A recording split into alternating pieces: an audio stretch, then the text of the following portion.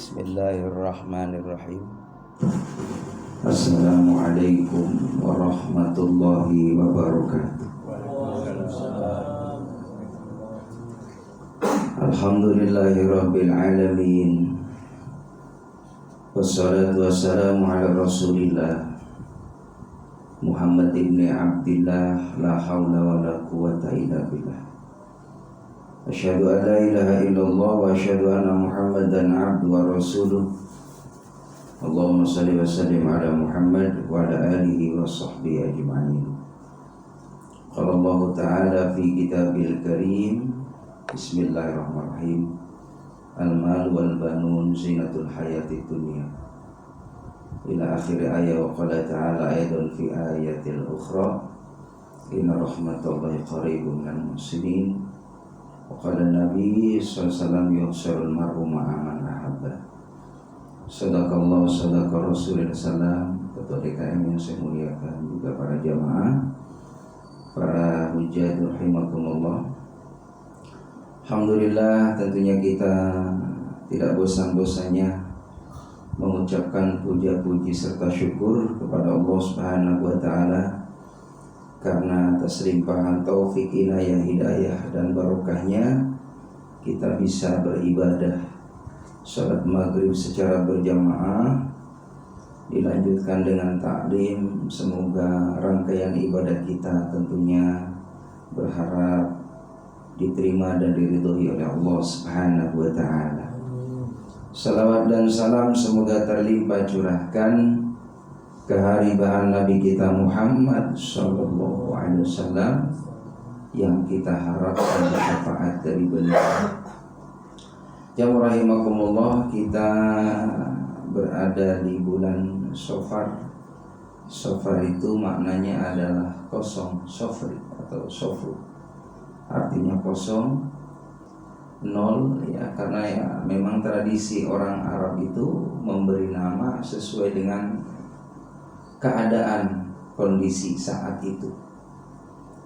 Di bulan Safar itu biasa orang-orang Mekah ya, orang-orang kafir Quraisy di zaman jahiliyah, mereka di bulan itu meninggalkan kampungnya ya, tempat ya kediamannya, untuk dia keluar dari rumah.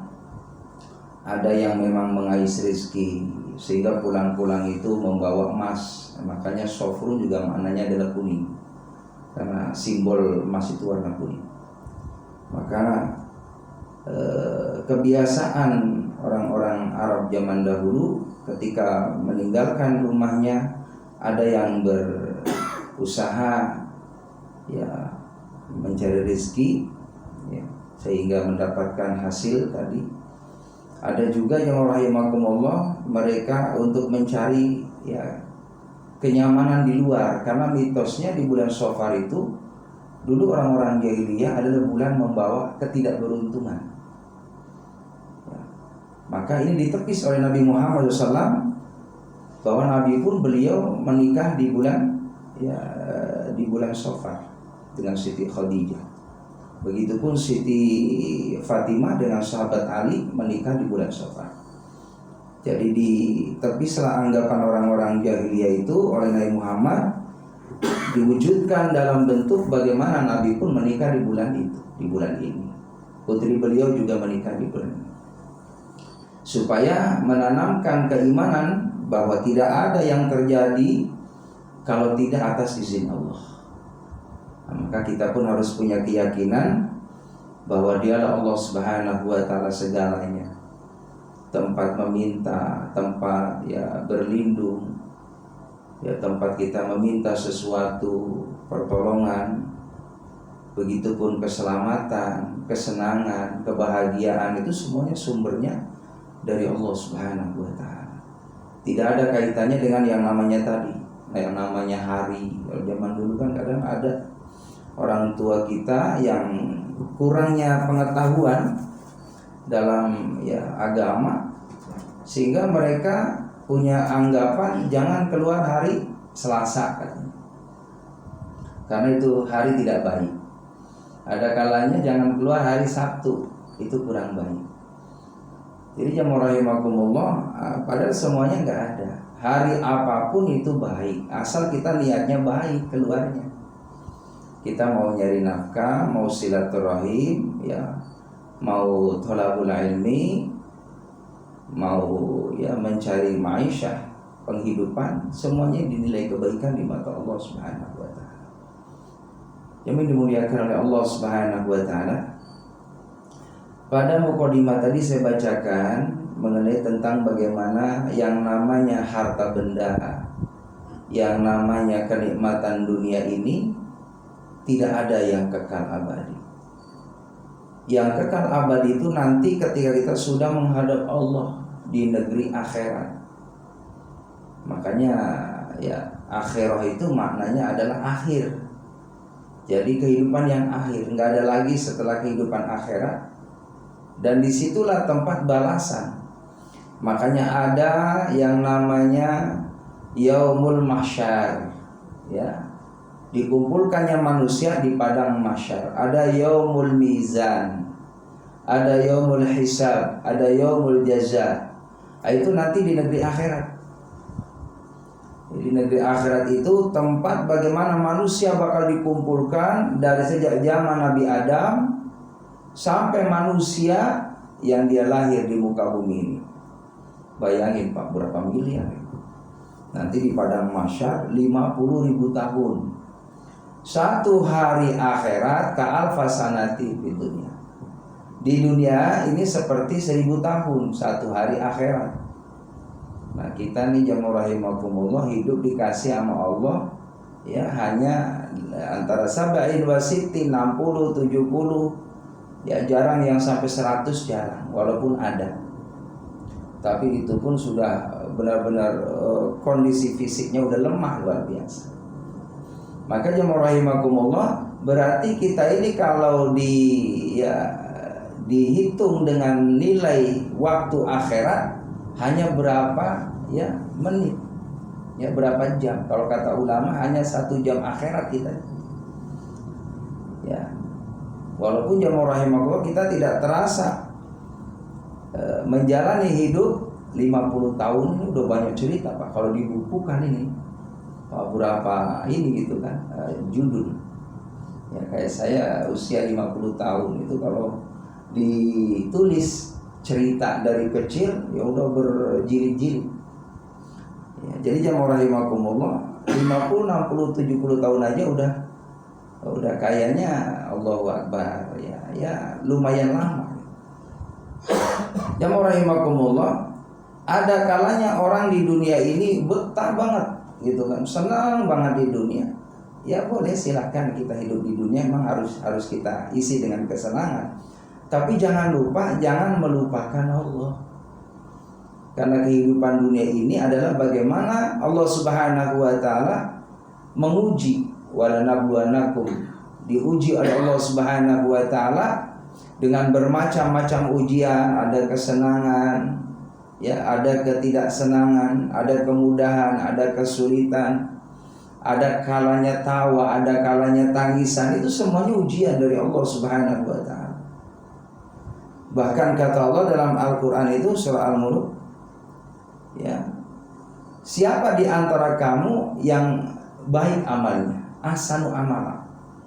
Jadi yang dinilai oleh Allah Subhanahu wa taala bagi hambanya itu siapa yang paling baik amalnya, bukan siapa yang paling banyak hartanya, bukan siapa yang paling banyak ilmunya. Ahsanu amala, siapa yang paling banyak, ya yang paling baik amalnya. Jadi makanya di dunia ini adalah tempatnya melakukan amal kebaikan. Sehingga jamaah rahimakumullah, jangan pernah kita tunda-tunda yang namanya amal baik ini. Ada niat, lakukan. Karena kita tidak tahu ya, yang namanya kehidupan kan rahasia Allah. Sakit nggak ada yang tahu, ya musibah nggak ada yang tahu, termasuk kematian. Ya tadi pagi saya ceramah di Setu jamaah rahimakumullah, ada yang nanya, "Oh Ustaz, ada hadis ya bukannya boleh sholat isya digabung nanti tahajud di malam hari?" Ada kan keterangan begitu? Nah, saya jawab, hadis yang lain Afdhalus sholat ala waktiha, sebaik-baiknya sholat itu di awal waktu, walaupun boleh. Begitu kan? Walaupun boleh memang, karena waktu Isya itu kan panjang. Sebelum waktu fajar ataupun waktu masuk waktu subuh itu masih ada untuk sholat Isya. Akan tetapi jangan menjadikan rutinitas. Itu udah kategorinya mengundur-undur waktu. Ya, padahal jelas dalam Al-Quran itu fawailun lil musallin, celaka bagi orang yang sholat. Ada dua kata ulama. Yang pertama adalah lalai dari waktunya. Yang kedua lalai dia ketika sholat, pikirannya mikirin yang lain selain Allah. Jadi orang yang lalai dari waktu, mundur-mundur tadi itu termasuk fawailun, celaka. Maka saya katakan jangan diulang. Kalau memang itu pengetahuan saat itu, ya keyakinannya sampai di situ dan belum paham, maka saat ini sudah tahu ilmunya, kita kerjakan yang lebih baik. Walaupun tadi boleh, tapi yang lebih baik cara ini, sholatlah di awal waktu. Ya, apalagi dia perempuan yang nanya ini, ya yang dikhawatirkan tadi satu, jam Isya itu kan jam 7. Ya, seandainya kita mundur-mundur sampai jam 7.10, dia haid kan? Ya berarti dia kan sudah kategorinya udah masuk waktu sholat tapi tidak dilakukan. Ini suatu kelalaian. Lalu yang kedua kata saya, jangan pernah kita ini punya rasa, oh saya masih lama kok, umurnya masih panjang kan? Kita nggak tahu. 5 menit ke depan aja kita nggak tahu apa yang terjadi pada diri kita. Apalagi diniatin nanti sholat Isyanya jam 3 plus tahajud. Nah, ini suatu kekeliruan walaupun ada keterangan. Ya ini alasannya jemaah rahimakumullah, bagi orang yang ada uzur syar'i dalam perjalanan, itu pun kalau dalam perjalanan 3 kilo itu boleh dijamak atau boleh dikosor. Jadi ini ada dua, ada jamak itu jemaah rahimakumullah. Ya, yang boleh dijama itu kan waktu zuhur asar, ya, ama maghrib atau isya. Yang nggak boleh itu subuh. Jadi subuh nggak boleh ditarik takdim atau takhir, nggak ada. Begitupun jamaah rahimakumullah, yang boleh dikosor itu hanya sholat yang 4 rakaat. Jadi kalau yang 3 itu atau 2 tadi subuh dengan maghrib itu rakaatnya tetap 3 rakaat, cuman isanya ditarik, mau 4 namanya jamak saja, mau dikosor boleh jadi 2. Begitu. Begitupun zuhur sama asar, boleh kita zuhurnya 2 rakaat namanya kosor, asarnya ditarik ke zuhur namanya jamak takdim kosor. Nah, itu boleh 2. Kebetulan sampai tempat asar, masuk asar, zuhur belum, berarti sholat asar dulu, ya ditariklah zuhurnya di waktu asar, namanya jamak takhir. Itu saking pentingnya Pak, jadi nggak boleh ditinggal. Ya, jadi kalau ada alasan kita dalam perjalanan, ya lakukan kosor tadi atau jamak. Jangan mengundur-undur waktu, tidak diperkenankan dalam agama Islam. Yang dimuliakan oleh Allah Subhanahu wa taala. Al-malu wal banun, adapun harta begitupun anak-anak, zinatul hayati dunia, perhiasan kehidupan di alam dunia. Wal baqiyatus shalihat, adapun yang namanya ya amalia yang baik, ya itu adalah amalan yang nanti akan ada balasan dari Allah Subhanahu wa taala, yang di akhirat nanti diperlihatkan oleh Allah. Dan akhirat itu adalah kehidupan yang abadi, yang selamanya. Maka jamaah rahimakumullah, jangan pernah kita menggadaikan kehidupan yang sesaat ini dengan kehidupan yang abadi. Karena banyak orang ketipu jamaah rahimakumullah, dia terus disibukkan dengan aktivitas duniawi, dengan kesenangan duniawi, lupa akan ibadah kepada Allah Subhanahu wa taala. Ya, dia berani meninggalkan sholat padahal tidak lama. Sholat itu hanya 5 menit, 10 menit dibandingkan dengan waktu jamaah rahimakumullah Allah kasih 24 jam. Ya. Coba kalau kita ambil seandainya 10 menit aja. kita sholat jamaah rahimakumullah kali 5 cuma 50, ya kan, 50 menit. Sisanya silakan jamaah rahimakumullah untuk aktivitas duniawi. Apa tujuan kita beribadah kepada Allah Subhanahu wa taala? Agar kita ini senantiasa hidupnya terus mendapatkan bimbingan dari Allah. Biar kita ini terus berada di jalan yang diridhoi oleh Allah Subhanahu wa taala. Karena beda jamaah rahimakumullah, orang yang beribadah dengan orang yang tidak ibadah itu beda. Apalagi ibadahnya tadi didasari dengan pengetahuan ilmu. Karena ada juga orang ibadah tapi nggak ada dasar ilmu, asal ibadah aja tapi nggak mau belajar ilmu. Padahal kata Nabi Muhammad, termasuk nanti di akhir zaman, terutama laki-laki, ya, yang namanya laki-laki kan jadi pemimpin, maka wajib namanya kita laki-laki ini kudu tahu ilmu, supaya nanti setelah dapat kita sampaikan kepada pasangan kita, kepada anak-anak kita. Nanti di akhir zaman, ya, kata Nabi, orang yang celaka adalah seorang laki-laki yang dia tidak ada kemauan untuk mencari ilmunya Allah Subhanahu wa taala. Dia termasuk orang yang kategorinya adalah, ya, memperoleh kerugian yang besar dari Allah. Maka kita jemaah rahimakumullah terus belajar kepada siapapun itu. Karena yang namanya ilmu Allah semakin digali, semakin kita merasakan banyak kekurangan dalam pengetahuan. Dari bab, ya, sholat aja jemaah rahimakumullah, bagaimana supaya mencapai kekhusyuan dalam sholat, bagaimana kita melakukan kaifiyah sholat seperti sholatnya baginda Nabi Muhammad SAW. Ketika takbir jemaah rahimakumullah, kita disitulah letaknya kita niat di dalam hati kita, minimal 3 jemaah rahimakumullah untuk dapat fokus kategori khusyuk itu. Kata ulama minimal 3 tempat ini kita dapat.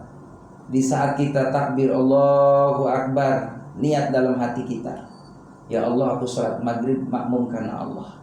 Nah, itu udah ingat kepada Allah dan kita sedang melakukan ibadah sholat. Lalu selanjutnya di saat kita membaca Al-Fatihah, makanya Al-Fatihah itu rukun, nggak boleh ditinggal dalam setiap gerakan rokaat itu, ya, harus kita baca yang namanya Al-Fatihah. Ketika membaca ihdinas shiratal mustaqim, paling tidak di saat kita sholat, maka maknai dalam hati kita, tunjukkan kami ke jalan yang lurus, ihdinas shiratal mustaqim.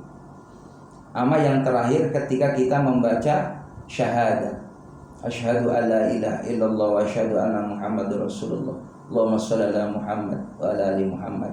Nah, ketika dapat 3 tempat tadi di dalam sholat, maka kita termasuk kategorinya udah dapat nilai kekhusyuan di mata Allah. Walaupun ya sekelas kita khusyuknya tentunya. Kalau orang yang lain jemaah rahimakumullah, ulama-ulama yang benar-benar, ya, saleh itu, beliau ketika sholat itu jemaah rahimakumullah sudah tidak ingat apa-apa. Tapi memang jemaah rahimakumullah untuk dapat yang namanya khusyuk ini luar biasa, ya, hanya orang-orang yang dipilih sama Allah.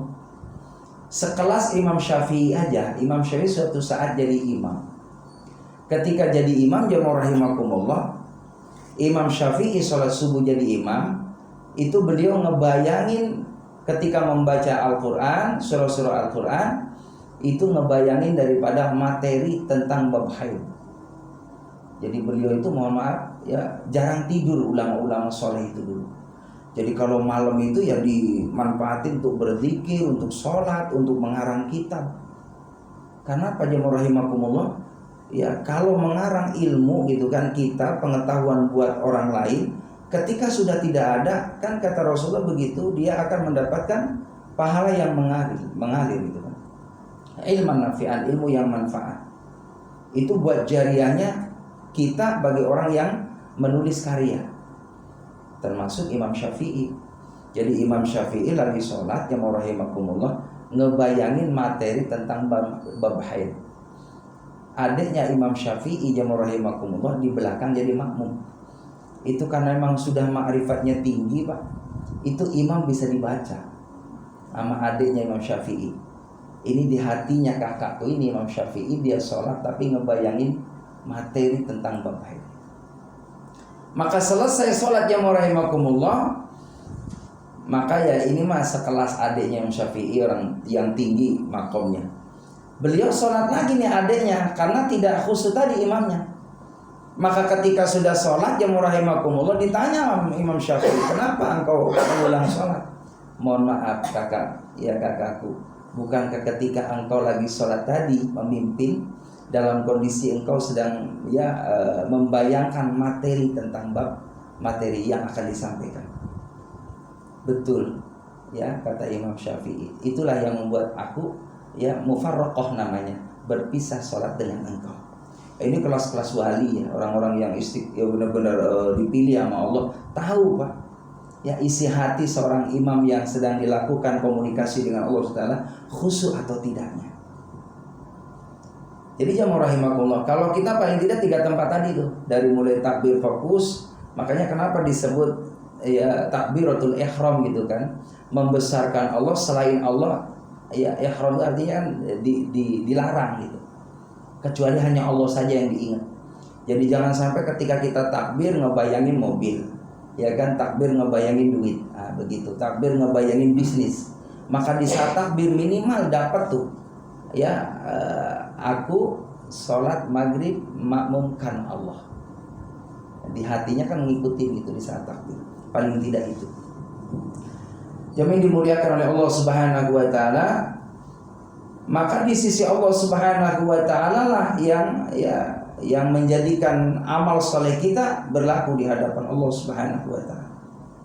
Makanya di dunia ini ada tempat kita melakukan amal kebaikan. Jangan pernah kita tunda tadi. Bahkan jamaah rahimakumullah, banyak orang-orang di alam kubur itu kalau memang boleh gitu, balik lagi Pak, pengen balik lagi ke dunia nih. Boleh nggak ya Allah aku kembali ke dunia? Aku pengen mentasarufkan hartaku di jalan Allah.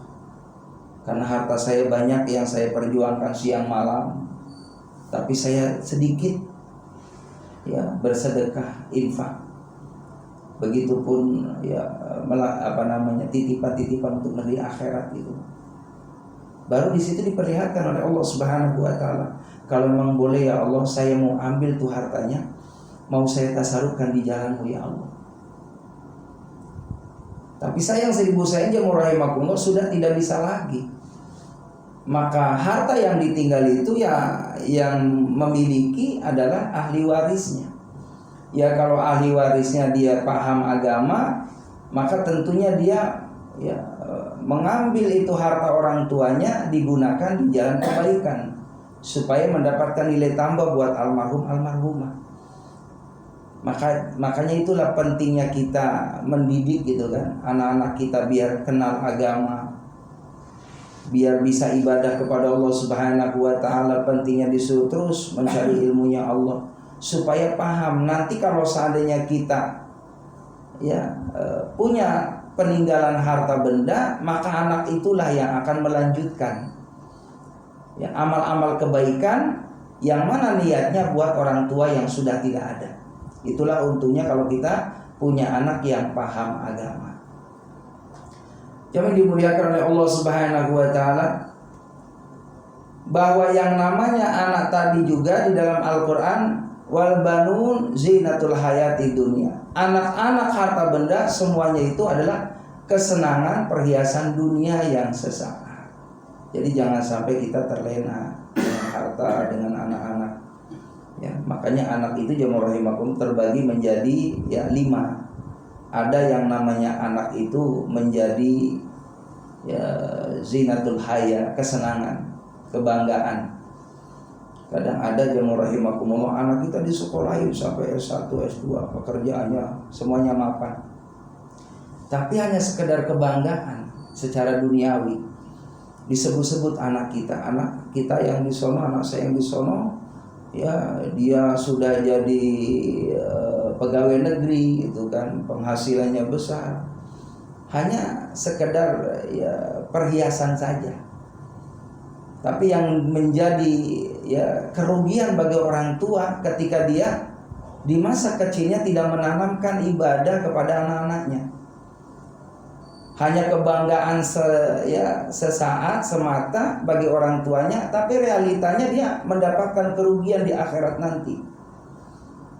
Karena dia tidak ibadah kepada Allah Subhanahu wa taala, yang dia kejar adalah karirnya, yang dia kejar adalah tadi mengenai tentang kesenangan duniawianya saja, ya.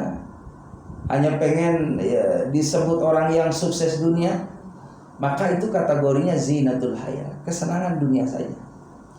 Ada yang kedua, jamaah rahimakumullah, anak ini merupakan aduun, musuh. Tidak sedikit jamaah rahimakumullah ada cerita anak karena dia lemahnya iman, lemahnya pengetahuan agama, tidak ibadah, sehingga tidak paham itu apa yang dilakukan ini adalah suatu pelanggaran kepada Allah, perbuatan yang zalim, dan ini adalah kategorinya dosa besar. Dia tidak tahu.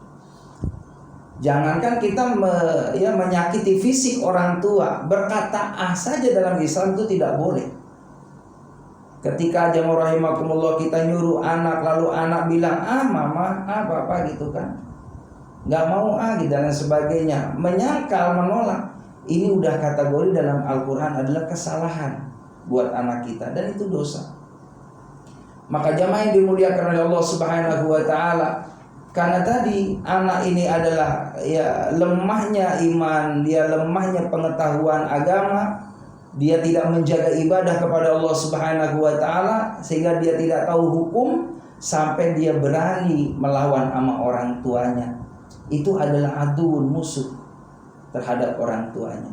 Tapi tidak ada kata terlambat ya. Tentunya banyaklah berdoa kepada Allah, karena semua hati itu kan dalam genggaman Allah. Yang penting kita sudah berdoa kepada Allah, serahkan semuanya kepada Allah Subhanahu wa taala. Jadi jangan pernah kita putus asa dari rahmat Allah Subhanahu wa taala. Karena emang seperti itulah kondisi kadang orang diuji oleh Allah Subhanahu wa taala. Dia lulus dari materinya kaya, tapi ternyata dia di sisi lain ada kekurangan. Anaknya dia tidak membuat bangga orang tuanya, tidak membuat senang orang tuanya. Malah sebaliknya, dia malah menjadi musuh dalam kehidupan dunia. Di dunia ada jadi musuh, apalagi nanti di akhirat. Jadi jamaah rahimakumullah, yang pernah kita dengar mungkin ada cerita kan, ada seorang anak gara-gara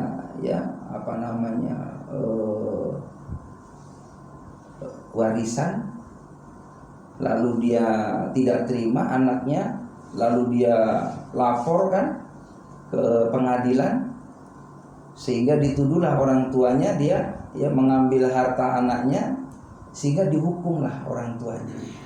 Bukankah itu adalah suatu musuh? Cerita ini dan nyata dalam Al-Quran. Anak itu kadang-kadang bisa menjadi aduun kalau kita tidak bisa mendidiknya, membimbing. Maka cukuplah pelajaran dari kisah-kisah itu supaya kita lebih hati-hati. Lalu selanjutnya jamaah yang dimuliakan oleh Allah Subhanahu wa taala, anak juga merupakan qurratu a'yun. Penyejuk mata, penyenang hati. Jadi ini yang kita harapkan. Kita senang ketika melihat anak-anak kita jamaah rahimakumullah sukses secara materi, secara duniawi, tapi juga luar biasa diberikan kelebihan oleh Allah Subhanahu wa taala berkat pendidikan kita. Berkat kita juga memberikan keteladanan kepada anak-anak kita. Di samping mujahadah doanya luar biasa kita buat anak-anak kita.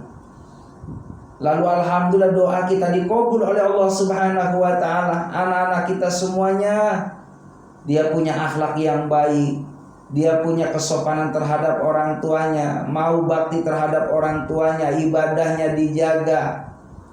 Maka ini suatu kesuksesan yang luar biasa.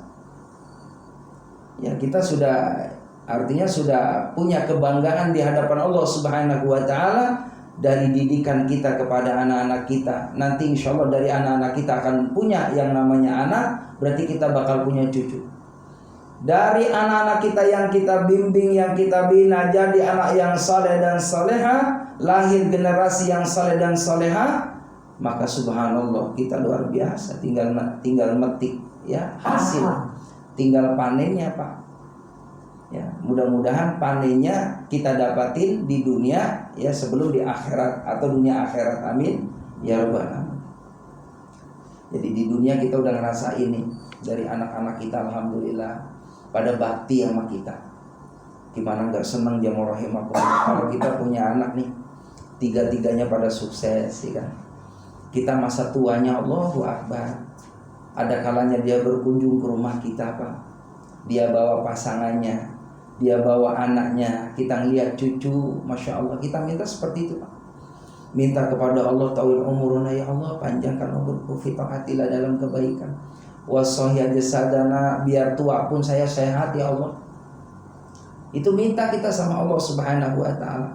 Biar kita nyaksiin, apalagi jamaah rahimakumullah, alhamdulillah kita ya bisa menjadi wali buat anak kita.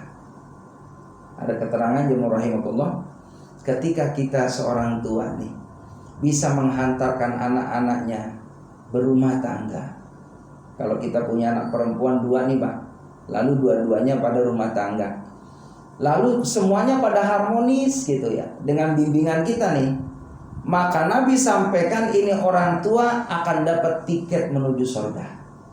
Amin ya rabbal alamin. Karena nggak gampang, Pak, didik anak nih, nggak gampang. Dari kecil yang rahimakumullah kita ngerasa itu. Kita rewel banget sama anak, ayo ngaji. Ya, ayo pada sekolah yang benar. Orang tuanya jamaah rahimakumullah dengan sabarnya itu. Makanya pantas yang namanya orang tua ini kan doanya makbul, kadoain Nabi ala umati. Kita ini jamaah rahimakumullah kalau berdoa sama Allah nggak ada hijab, Pak. Di hadapan Allah makbul. Jadi kita kalau masih punya